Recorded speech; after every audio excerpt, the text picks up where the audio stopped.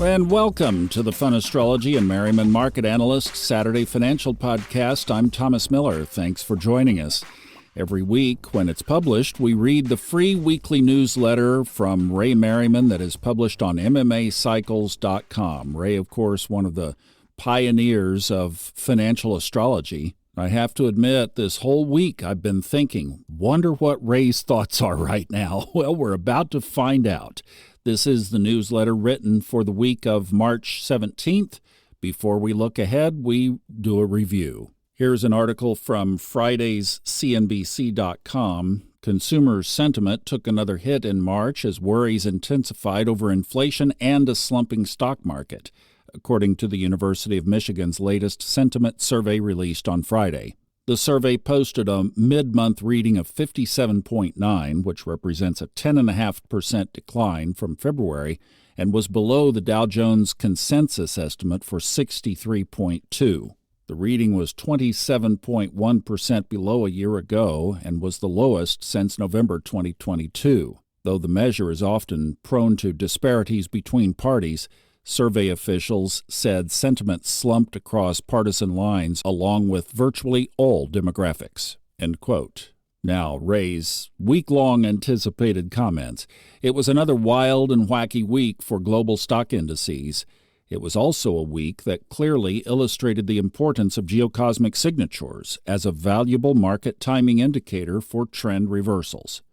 March 11th was a 3-star geocosmic critical reversal date highlighted in our recent market reports, the monthly, weekly, and daily. In our Forecast 2025 book, which is still available at hightimelinebooks.com, there's a link directly there. It was given as March 7th through the 10th, one trading day earlier. March 11th happened to be the exact date that many global indices made their new multi-month lows, with several registering double-digit declines from their recent highs for the first time since 2022, which was another forecast highlighted in this year's Forecast 2025 book.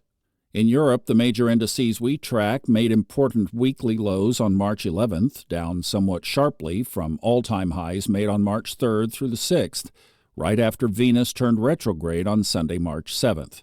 In Asia and the Pacific Rim, the Japanese Nikkei and Australian ASX indices bottomed on March 11th and 12th, respectively, plummeting to their lowest levels since August-September 2024.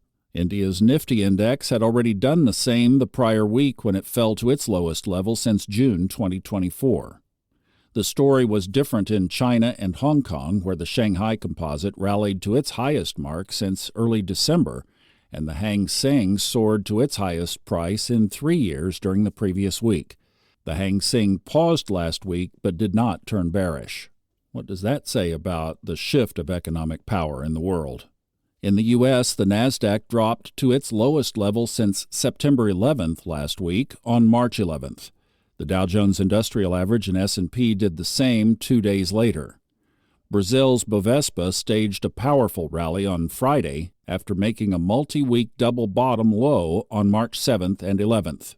Gold was a star last week, exploding to a new all-time high of 3,017 on Friday, cutting short its primary cycle low as of February 28th, one trading day before Venus turned retrograde, and only 4 trading days after its primary cycle crest on February 24th, which was just the first trading day after Mars turned direct. That was perhaps the shortest decline to a primary cycle low from a primary cycle high in the history of gold, but it fits the nature of Mars and Venus changing directions so close in time to one another. Silver also had a great week, soaring to its highest price since October 24th, after putting in a half-primary cycle low on February 28th as Venus turned retrograde that weekend. Other financial and commodity markets also performed in accordance with geocosmics. Venus rules soybeans, and they made an important low and double bottom on March 4th and 12th, respectively. Crude also made a double bottom and a multi-month low on March 5th and 11th.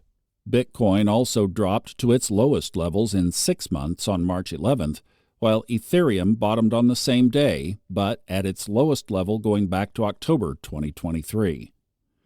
The question now is whether these lows and highs are temporary, or will they resume their counter-trend moves into April 12th when Venus turns direct. Now the short-term geocosmics. Here comes the trickster again. Mercury turns retrograde at 9 degrees 35 minutes Aries on Saturday, March 15th, lasting through April 7th. This may be a particularly badass cycle for two reasons. First, the planet of communication and ideas is not only retrograde, where communication and misunderstandings are often highlighted more than usual, but is taking place in the quote-unquote badass sign of Aries, where rhetoric may be pointed and sharp, as if in a mood for an argument. In Aries, Mercury can think and respond very quickly. In retrograde, an overly quick reply can happen before one thinks things out clearly, coming across more as an insult than intelligence. So don't mess with anyone who is not in the mood for a civil discussion. Second, this 3-week Mercury retrograde cycle is taking place within a greater 6-week Venus retrograde cycle that also started in Aries, another badass combination. Here we have the planet that thinks in terms of partnerships, alliances, agreements, and quote-unquote we, trying to make peace with the sign that thinks in terms of me. In other words, it can come across as, I want us to do what I want. It can be manipulative if the other person's needs are not given equal weight to one's own needs. The result can also be argumentative in those areas, with one side leaving the party alone. No friendship with benefits here unless we do what I want us to do. There's actually a third issue at work, as both planets will retrograde over Neptune, which is straddling the border of Pisces and Aries. This will be exact during the last week of March. Mercury retrograde itself often has communication issues. Not enough facts or information to make an informed decision or response. However, with Neptune involved, this issue of misunderstanding or misdirection in communications is likely compounded. So be careful what you think is real. Things may not be as they appear, and false theories or propaganda may cloud one's judgment of truth. Markets may be more prone to rumors, so be on the alert for buy the rumor, sell the fact phenomenon, or the opposite. It is possible that the last week of March may determine if the stock market has really turned back up or if it's in the midst of an ongoing bearish trend. I often refer to the period of November 25, 2024 through April 12, 2025 as retrograde chaos, as all the personal planets, Mercury, Mars, and Venus, enter their retrograde cycles back to back. Yes, this can be an excellent time to review and adjust plans for the future, but it can also be a time of great turbulence and disruption that follows a pattern of start, start again, stop again. It can make for a climate of what the heck is happening. It can be very confusing, even surreal. It can be fine for meditation and exploration of inner awareness, but for functioning in the external world, not so much. The point I want to make is that this period when both Mercury and Venus are retrograde and conjoining Neptune, which is changing signs from Pisces, the last sign, to Aries, the first sign, is probably a peak in confusion and uncertainty. Generally speaking, global stock financial markets do not like this, although a case can be made that they represent a period of counter-trend moves.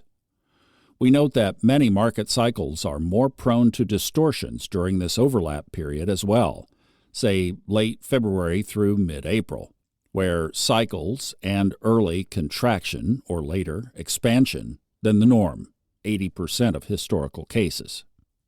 Now the long-term thoughts and Ray's opinion. 2 articles to get us started from this week's Wall Street Journal. First, from the editorial board. How do you like the trade war now? ? The trouble with trade wars is that once they begin, they can quickly escalate and get out of control. And all the more so when Mr. Trump behaves as if his manhood is implicated because a foreign nation won't take his nasty border taxes lying down. We said from the beginning that this North American trade war was the dumbest in history, and we were being kind." End quote. Then this article from William A. Galston, "Trump bets the economy on tariffs."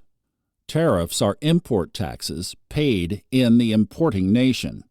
Canada, Mexico, China, and the European Union won't be pouring billions of dollars into the U.S. coffers. The Trump administration will be taxing American importers, who won't be able to absorb fully the increased costs and must shift some of the burden to consumers by increasing prices. Despite his professed business acumen, it has never been clear that Mr. Trump understands this. End quote. Now, Ray's comments and opinion. Tariffs is not the most beautiful word in the English language. Instead, it has now become synonymous with coercion and, as a policy, is leading to, quote, "the dumbest trade war in history," according to the Wall Street Journal and other leading economists. So how do we astrologically explain the obsession with tariffs by the U.S. president? Trade and commerce are ruled by Jupiter, the world, and by Mercury, distribution networks and supply routes. Their ruling signs are also important: Sagittarius and Pisces for Jupiter, Gemini and Virgo for Mercury. To gain insight into this phenomenon, we look at the current transits to one another and their signs, plus the chart of the creator of this highly chaotic policy, President Trump. To start with, Jupiter is in its detriment sign of Gemini. Mercury, the ruler of Gemini, is now turning retrograde in Aries. This is not necessarily bad. It can be badass, though, but it can indicate overreach and overconfidence in one's ideas involving messaging and trade policies, which can be riddled with conflicts. On the one hand, the Trump tariffs are supposed to lead to a more level playing field, where the amounts charged by one country are equal to the amounts charged by the other. So there is that, which most people understand and support. On the other hand, if the U.S. increases tariffs on imports, companies will have to pay more to receive foreign goods, and that increase will be passed on to the consumer, resulting in either higher prices or a shortage of materials needed to produce goods in demand by the public. A shortage of goods and materials needed for production will also increase prices.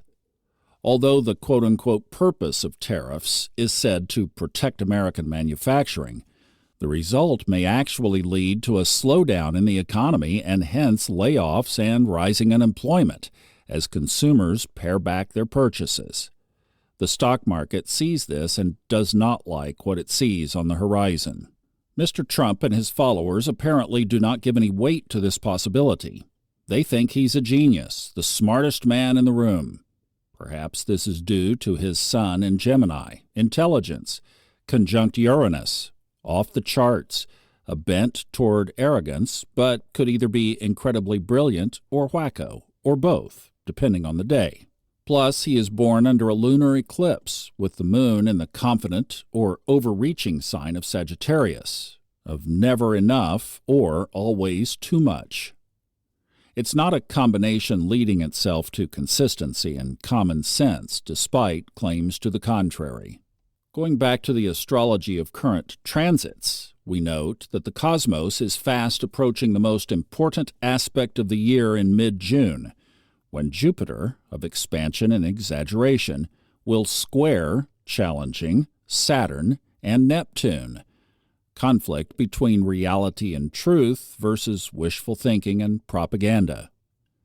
This would appear to be the height of confusion regarding a trade war, which could, if not contained and moderated, lead to a financial mini-panic, and the orb of this could be as much as 4 months. But the cosmic seeds of this disruption and potential hysteria will already be in effect this month, as both Mercury of commerce and Venus of love and money will retrograde over Neptune of confusion, illusion, and delusion as it enters Aries, attempted coercion or even bullying in this case, during the last week of March. During this same month, transiting Saturn of criticism and skepticism, will square President Trump's natal lunar eclipse, the sun and the moon, suggesting dissatisfaction and delays with his policies. This is not usually a time of growing popularity, but rather the opposite. If these policies are not revised, the president risks being the first Republican in office of the 20th and 21st centuries to not see the Dow Jones Industrial Average make an all-time high. He also risks joining other Republican presidents who oversaw a stock market crash exceeding 30%, something that no Democrat has experienced. If that happens, he will join George W. Bush and Herbert Hoover as the only U.S. presidents who oversaw two financial crises under their watch, during which the stock market fell over 35%. Do I think a stock market crash or recession is likely? I believe the odds have increased substantially since January 20th. As mentioned in the Forecast 2025 book and audiobook, I also think the U.S. stock market will register at least two double-digit declines by November. The last double-digit decline in the U.S. stock indices was 3 years ago, and now one of those double-digit stock market declines is underway as of last week. And on that somber note, we conclude this week's newsletter. Thank you, Ray. I've been wondering, might have not, should have asked, right? It's like, now you know. Yeah, but this is the wisdom we need to get through this. And I remember as narrating the Forecast 2025 audiobook, that stood out. And here we are, 6 months later. Amazing. Have a great rest of the weekend. I'll see you back on Monday on the Fun Astrology Podcast. Thanks for listening.